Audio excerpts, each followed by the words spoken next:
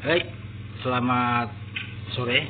Saya ucapkan terima kasih. Saya hari ini membuat sebuah konten berdasarkan fakta dan data dan menceritakan terkait kasus masalah kegiatan ritual adat Botor Buyang dan Botor Buyang Saung Salang. Jadi perkenalkan, saya Wakil Kepala Adat Besar Dayak Tunjung Benua dan Bentian Provinsi Kalimantan Timur dari Lembaga Adat Dayak Tunjung Benua Provinsi Kaltim. Dan hari ini saya ingin mengklarifikasi terkait masalah kegiatan upacara-upacara adat yang sering dikenal oleh banyak orang. Kalau orang Dayak Tunjung Benua bikin acara adat, pasti ada yang namanya Botor Buyang Saung Salang. Lalu dalam tanda kutip, tanda kurung, orang beropini bahwa itu adalah merupakan satu perjudian yang dianggap melanggar pasal 303. Nah, itu jeleknya. Jadi banyak orang yang tidak mengetahui artinya hak tradisional masyarakat hukum adat. Jadi hak-hak tradisional masyarakat hukum adat itu yaitu salah satunya adalah permainan tradisional adat, ya, sabung ayam, tongkok dan lain sebagainya. Jadi kegiatan-kegiatan upacara adat, ya, itu memang sudah satu rangkaian dengan yang namanya Botor Buyang Saung Salang. Botor Buyang Saung Salang itu ada 3 permainan, yaitu gurak, tongkok, dan sabung ayam. Ya, jadi kegiatan ritual adat hanya ada di kegiatan ritual adat kalau Botor Buyang Saung Salang, karena itu hak tradisional. Lalu ritual adat dan rangkaiannya tersebut di era perkembangan zaman saat ini, setiap kegiatan upacara adat itu harus ada payung hukum atau izin. Nah, siapa yang mengizinkan hal tersebut? Adanya kegiatan ritual adat seperti gugur tahun, kuangkai. Nah, ada hal itu di dalam. Nah, itu jelas-jelas izinnya dari lembaga adat. Lembaga adat yang khusus sub-suku yang masih menjalankan kegiatan ritual tersebut. Semua ada di dalam aturan undang-undang, ya, seperti dalam Permendagri nomor 52 tahun 2014, ya, di sana tentang pedoman dan pengakuan dan perlindungan masyarakat hukum adat. Jadi pasal 1 ayat 3. Jadi di sana tertera bahwa hukum adat adalah seperangkat norma atau aturan baik secara tertulis maupun tidak tertulis yang hidup dan berlaku untuk mengatur tingkah laku manusia yang bersumber pada nilai budaya bangsa Indonesia yang diwariskan secara turun-temurun, yang senantiasa ditaati dan dihormati untuk keadilan dan ketertiban masyarakat yang mempunyai akibat hukum dan sanksi. Nah, itu bunyinya. Jadi dari pasal itulah lembaga adat memiliki satu kewenangan dalam mengatur tingkah laku manusia masyarakat hukum adat, tuh tanda kutip. Ya, jadi hukum adat itu yang memegang tampuk penguasanya adalah lembaga adat sesuai subsukunya masing-masing. Nah, namun di dalam era perkembangan zaman, perkembangan undang-undang, perkembangan hukum, bahwa setiap lembaga adat itu harus memiliki payung hukum, paling tidak terdaftar di Kemenkumham, terdaftar di Kesbangpol, ya, sehingga memenuhi syarat bahwa organisasi tersebut memiliki payung. Jadi itu payung hukumnya. Jadi itu yang perlu dipahami oleh lembaga-lembaga adat apabila mengizinkan setiap kegiatan-kegiatan. Ya, jadi berdasarkan undang-undang itu, Permendagri itu, baru undang-undang keormasan. Ya. Jadi di lembaga adat kami setiap ada kegiatan upacara adat seperti tahun 2001. Ya. Tahun 2001 kami melakukan kegiatan upacara adat dengan tata cara kami mengeluarkan izin dari lembaga adat untuk masyarakat yang menjalankan kegiatan ritual gugur tahun dalam kurung tolak bala COVID-19. Lalu sebelum acara itu dijalankan, sebelum memenuhi unsur perizinan, maka kita ada tata cara koordinasi dengan pemerintah dan masyarakat setempat. Yaitu yang pertama mendapat dukungan rekomendasi dari RT, kelurahan, kecamatan, forum komunikasi antar umat beragama, rekomendasi dari Dinas Kebudayaan, rekomendasi dari surat izin dari COVID-19 Kota Samarinda. Dan kemudian setelah mendapatkan itu, kita memberikan tembusan-tembusan kepada pihak instansi kepolisian, TNI dan Polri seluruh Kalimantan Timur. Setelah itu barulah kita jalankan kegiatan acara kurang lebih 5 bulan lamanya. Ketika sudah berjalan hampir 5 bulan, selesai potong kerbau, tiba-tiba Bandar Botor Buyang Saung Salam itu ditangkap. Ditangkap oleh pihak oknum Polda Kalimantan Timur, Jatan Ras. Saya yang masih di rumah beserta bendahara berdua dengan adik saya, kami besoknya langsung melakukan upaya persuasif ke kantor Polda Kaltim, menemui penyidik di sana. Maklum namanya kita belum pernah dihukum, nggak tahu. Ternyata melakukan pertanyaan-pertanyaan itu adalah BAP. Kita serahkan semua dokumen tersebut. Dokumen-dokumen itu surat perizinan tadi, izin lembaga adat, rekomendasi Dinas Kebudayaan, rekomendasi kecamatan, rekomendasi FKUB, Dinas Kebudayaan, izin COVID, ya, RT, kelurahan, itu semua kita serahkan kepada pihak Polda Kaltim, penyidik, yang artinya semua barang bukti dokumentasi kita serahkan. Singkat cerita, setelah kita serahkan, begitu kita keluar dari kantor Mapolda sekitar 100 meter, itu kita langsung dilakukan penangkapan. Nah, kami berdua dengan seorang perempuan, adik saya, aku bendahara kegiatan upacara adat, saya selaku wakil kepala adat yang pada saat waktu itu menjadi dewan pembina, ditangkap. Ya, ditangkap, lalu kemudian diproses, singkat cerita sampai ke meja hijau.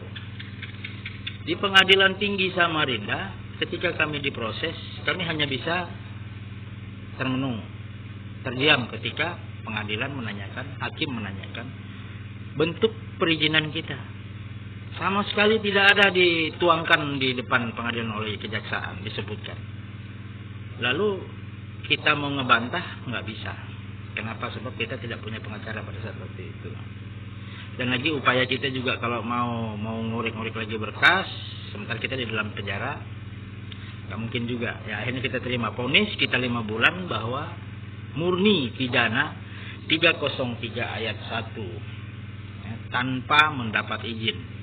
Jadi berdasarkan petikan, barang bukti yang dikembalikan cuman ADART lembaga adat. Bayangin tuh, dihilangkan, dibuang itu semua dokumen perizinan, sehingga kita pidana murni. Ya, tidak ada pertimbangan dari hakim. Paling tidak kalau memang kita bersalah, ada barang bukti bisa meringankan. Ini enggak, kita divonis 5 bulan penjara. Ya namanya kita baru-baru, yang jelas sangat terpukul sekali. Harkat dan martabat lembaga adat, keluarga, materi, semuanya habis dikorbankan akibat perbuatan oknum yang tidak bertanggung jawab tersebut. Ya. Kami menduga kenapa sebabnya pihak oknum tersebut membuang dokumentasi kami, supaya apa? Karena pada saat waktu itu upacara adat itu sangat ramai sekali. Tujuan kita itu untuk tolak bala COVID-19 itu inisiatif kita. Inisiatif kita untuk membantu menanggulangi wabah COVID-19 dengan cara ritual adat seperti yang nenek moyang kita lakukan. Tapi karena kita itu menjadi pengaruh bagi bandar-bandar judi ilegal, waktu itu ada besar-besar di Balikpapan, Samarinda, Samboja, tuh besar-besar tuh semi permanen tempatnya. Mengalami sepertinya kerugian mereka ketika acara adat besar kami waktu itu berjalan, sehingga kami ditangkap. Nah, setelah kami ditangkap, diproses itu selama dalam penjara. Sebelumnya saya sudah video-video tuh. Sewaktu pertama kali ditangkap anggota kita ada 9 orang, kami udah video-videoin ke tempat-tempatnya. Untuk kami jadi acuan. Taunya kita yang ditangkap. Setelah kami ditangkap, ya kami dengar sampai saat ini tidak ada pembubaran mereka. Dari kami proses hukum sampai saat ini tuh nggak ada pembubaran, nggak pernah dibubarin tuh mereka. Jadi itulah oknum yang sudah menjolimi kita. Ya kita anggap udah menghabisi adat budaya kita, bahkan sampai yang pemberi izin pun dihajar habis-habisan. Ini oknum ini. Oknum Lalu setelah itu, setelah kami bebas menjalani hukuman selama 5 bulan, lalu kami mengkaji semua dari lembaga adat itu mengadakan rapat. Lalu mengkaji apa permasalahan sehingga kami ditangkap. Bahwa perizinan itu udah jelas lengkap.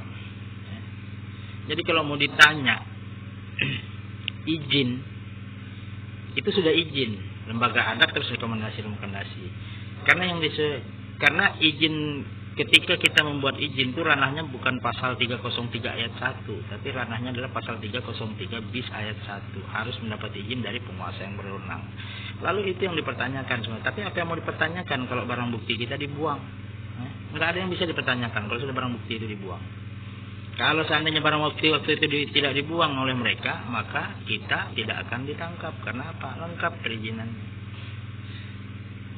Karena perizinan itu tidak mengizinkan rangkaiannya, tapi mengizinkan judulnya. Judulnya gugur tahun COVID-19 COVID-19 itu judulnya.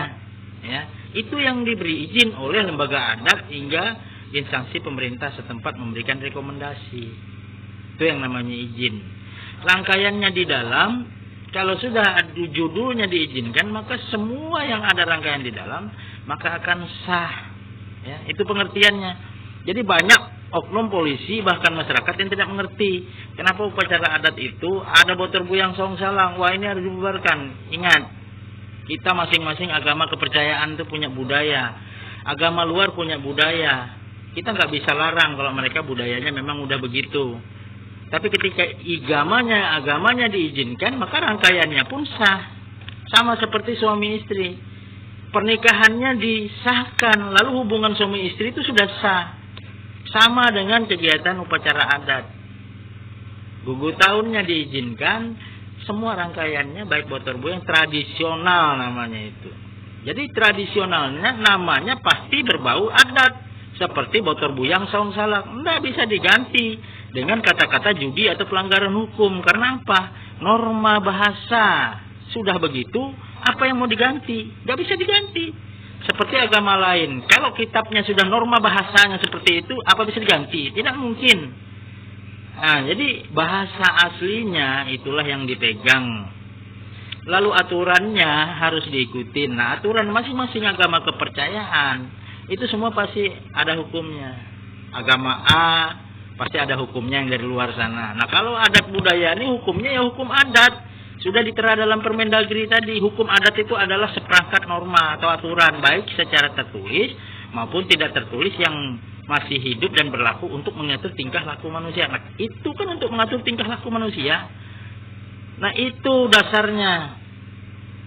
Jadi lembaga adat yang memegang hukum adat harus dinaungi oleh payung hukum seperti SK Kemenkumham. Nah, itu terdaftar ya di Kesbangpol, Badan Kesatuan Politik Indonesia. Nah, itu. Jadi perlu diingat bahwa kasus tolak bala COVID-19 tahun 2021 gugur tahun suku Dayak Tunjung Benua Bentian itu telah didiskriminalisasi oleh pihak oknum kepolisian. Ternyata kalau memang mau dilihat, diduga itu hilangnya pada saat waktu P21. Di situ mereka buangnya. Sehingga pihak kejaksaan menerima bahwa itu murni kita melakukan kesalahan tanpa mendapat izin. Padahal kita yang dari lembaga adat yang mengizinkan acara adat. Jadi ibaratnya tambang batu bara udah ngeluarkan gubernur, udah ngeluarkan izin, itu gubernurnya ditangkap. Itu peribahasanya. Kenapa? Batu bara tadi itu. Kan lucu.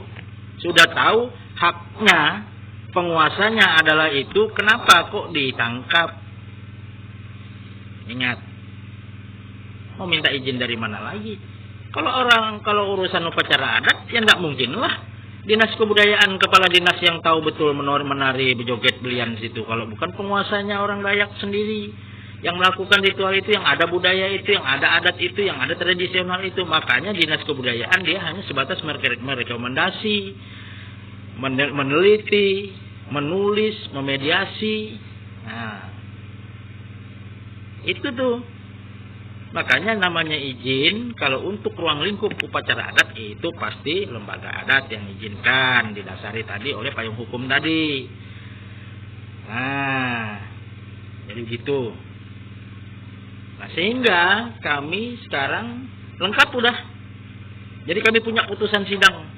Jadi siapapun yang bikin acara adat kalau tanpa izin kami, ya kami akan tuntut dan gugat sesuai dengan apa yang sudah dialami oleh kami. Jadi kalau kami lembaga adat Tunjung Dayak, lembaga adat Tunjung Bunua dan Bentian Provinsi Kaltim, kalau sudah bikin acara adat itu sah, tidak ada unsur pidana lagi, baik 303-nya, karena kita sudah diproses secara hukum. Dan itu belum kami lakukan peninjauan kembali. Karena apa? Semua barang-barang bukti kami dihilangkan dan masih ada sama kami barang-barang bukti itu. Karena yang kami serahkan fotokopi, ya, waktu itu di Polda Kalimantan Timur, di Jatan Ras, di penyidik itu. Jadi kalau kami lakukan peninjauan kembali, ya wanti-wanti aja tuh gugatannya di Samarinda. Tapi kami masih berupaya, ya legowo. Tapi ketika kami bikin acara lagi di Kabupaten Kutai Kartanegara membuat izin, justru dibubarin lagi. Kami justru dibubarin, dicegat-cegat lagi di jalan sama Kapolsek, dan oknumnya sama di Polda juga kemarin, orangnya itu juga yang mencekal kita. Nah, kita mati-matian ngurusin, akhirnya apa?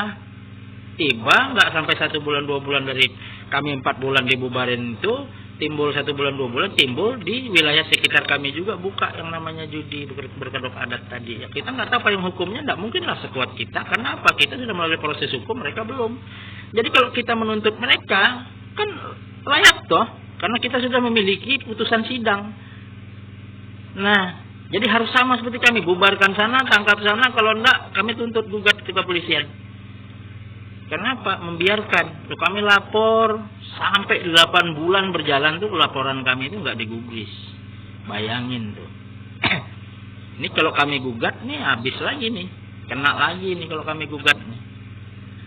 Jadi tolong hormatin kami. Kami bikin acara yang terbengkalai mau hampir 1 bulan 1 tahun nih kami terbengkalai gara-gara dibiarkan tuh.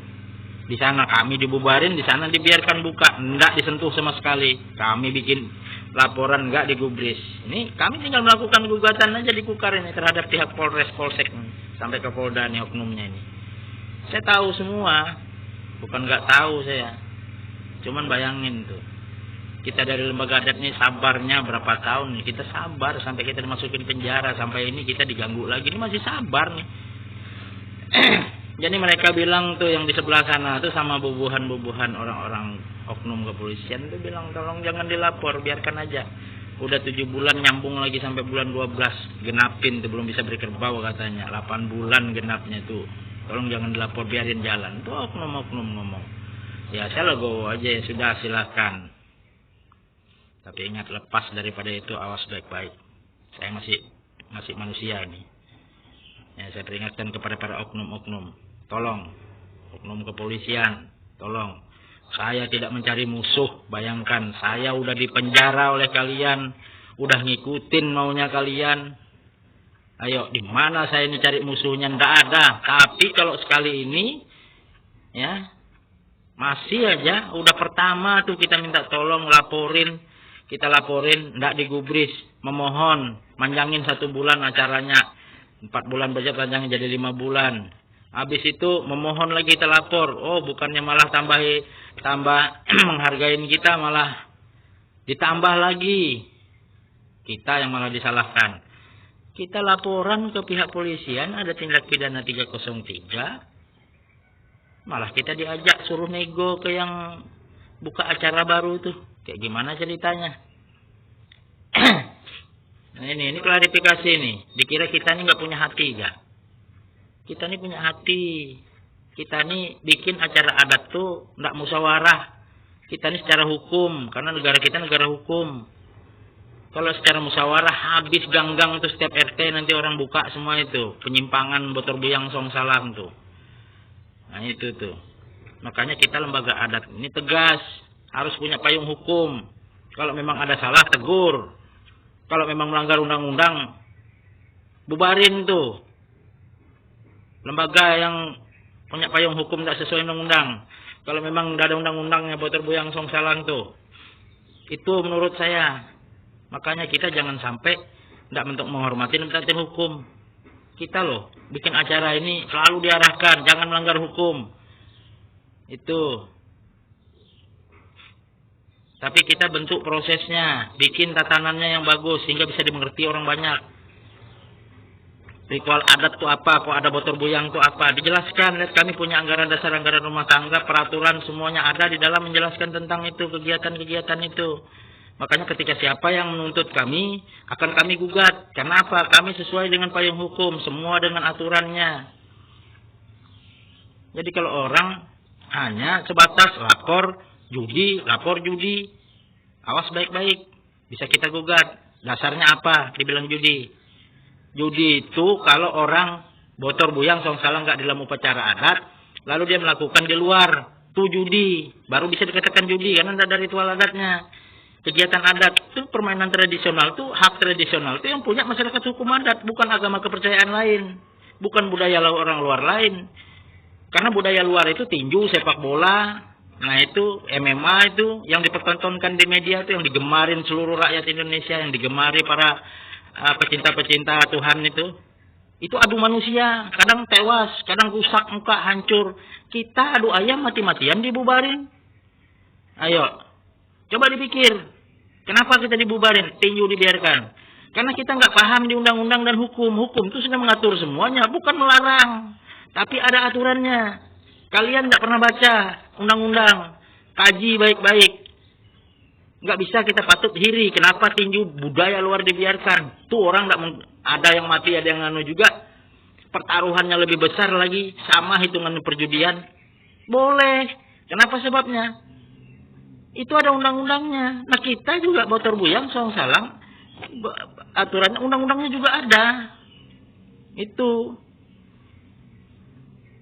Makanya waktu kami bikin acara adat tahun 2001 dengan undang-undang, dengan surat izin itu, maka kami dibuang. Karena kalau nggak dibuang, kami nggak akan bisa dipenjara. Kenapa? Ada izin. Tapi karena namanya izin dibuang sama oknum kepolisian, maka salah. Namanya dibuang, nggak ada izin, ya murni. Masa kita bikin acara adat sampai bunuh kerbau, terpapang di media sosial, di video, di YouTube. Masa dianggap main di emperan, main judi tok? Kan murni itu main judi tok aja, nggak ada acaranya. Ayo, sampai kita wakil kepala adat ditangkap, dikira enak 5 bulan dalam penjara, hanya karena dibuang aja tuh berkas-berkas itu. Kan enak betul. Yang cari musuh siapa?